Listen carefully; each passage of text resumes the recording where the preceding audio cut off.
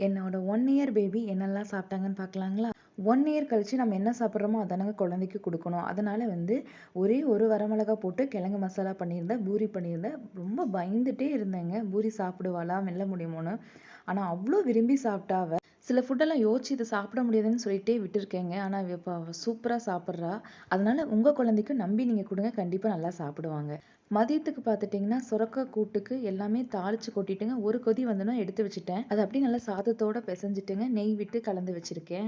இது கூடமா தொட்டுக்கறக்கு கொஞ்சமா பொரியல் குடுக்கணுன்றதுக்காக வெண்டைக்காய் பொரியல் குடுத்தேங்க. அவங்களுக்கு அவ்வளவா பிடிக்கவே இல்ல. அதனால சாப்பாடுமே கம்மியா தான் சாப்பிட்டுருந்தாங்க இன்னைக்கு. வெண்டைக்காய் பொரியல் இதோட 3வது முறை தாங்க குடுக்குறேன். அதனால அவங்களுக்கு டேஸ்ட் இன்னும் அக்செப்ட் பண்ணிக்காதங்காட்டி கொஞ்சம் அளவா தாங்க சாப்பிட்டாங்க.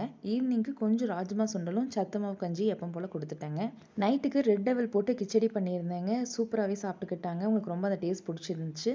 இந்த வீடியோ பிடிச்சிருந்தா மறக்காம லைக் பண்ணிட்டு நம்ம சேனல் சப்ஸ்கிரைப் பண்ணிக்கோங்க. இந்த வீடியோ யூஸ்ஃபுல்லா இருக்கும்னு நினைக்கிறவங்களுக்கு ஷேர் பண்ணி விடுங்க.